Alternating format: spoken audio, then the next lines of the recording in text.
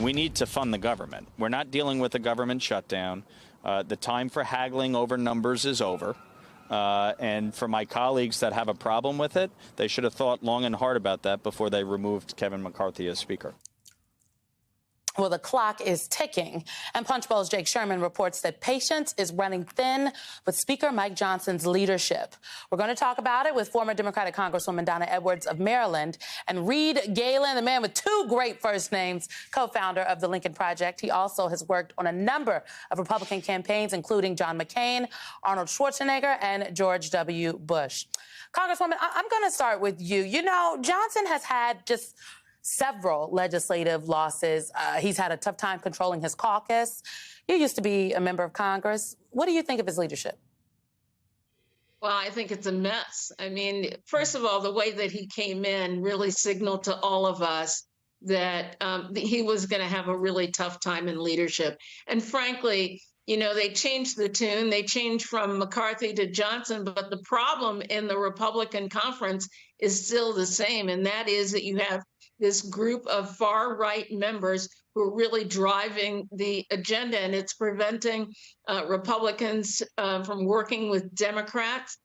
And there's no way that Johnson is going to be able to get these funding bills done, to get the foreign aid package done, unless he has Democratic support. And unfortunately, his right-wing part of his conference is not going to allow that to happen. And so I see the fault lines really coming upon us. And March 1st is going to be here almost a couple of days when they return back from this latest recess. So there's not a lot of time left to get any of this done with a caucus that is completely ungovernable.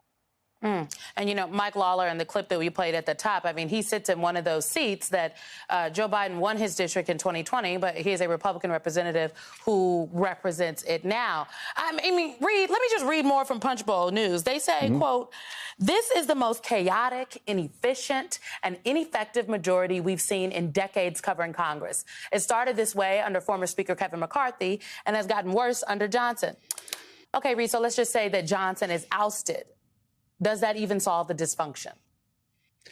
It frankly might, as I wrote a couple of, 3-4 months ago now on Substack, that I think that, Republicans in those very Biden districts that you're talking about should have just said, you know what, a lot of us are probably done anyway. Let's cross over, give Hakeem Jeffries the gavel, get some real things done for the country in that time. Maybe it costs us our jobs, but you know what? It's going to help the country. I think that at this point, the Democrats may get the House back before this election anyway, just on the attrition rate going on. But I would also say this is, the things that Johnson is holding up, whether or not it's Israel aid, Ukraine aid, the border, as the former Congresswoman said, this March 1st deadline, these are things that have overwhelming public support. And the Republican Party, which is Donald Trump and Mike Johnson's Republican Party, are holding these things up almost single-handedly. I would also say that, only Republicans shut down the government. Democrats don't shut down the government. And every time they've done it, it works out badly for them. And if you go back to the fall of 2022, right, McCarthy knew the same thing that your last panel said.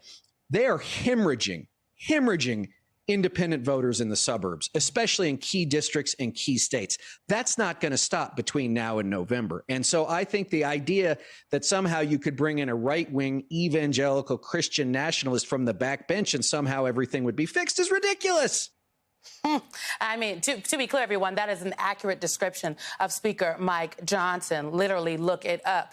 Congresswoman Edwards, I mean, we talk about the suburbs. Tom Suozzi, again, won in that special election. Another example of the suburbs that Republicans have lost.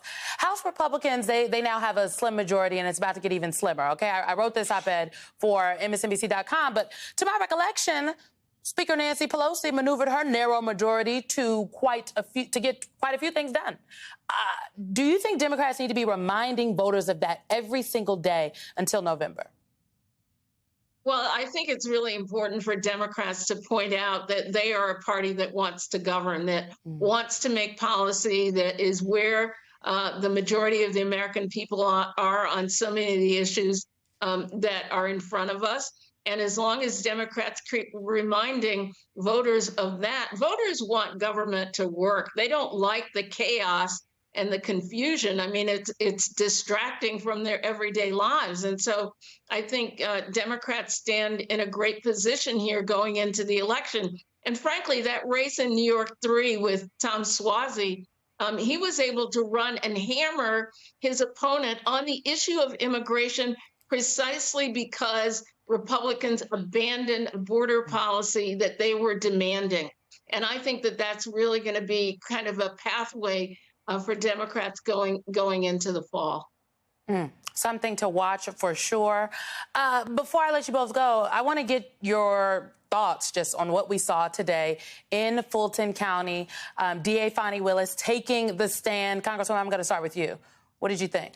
Well, you know, the whole thing was messy, but the truth is what Fani Willis said on the stand is true, that none of what is happening there in the courtroom today and tomorrow has anything to do with the law breaking that's alleged by Donald Trump and the other defendants in trying to steal an election. And so much of what happened today was a distraction. I was actually glad to see her take the stand because I thought that Nathan Waite's testimony was not as strong as it could be. And she was a forceful defendant of herself and her integrity. But it's all really messy. And I think those of us who like soap operas probably enjoyed watching it, but it was completely unnecessary.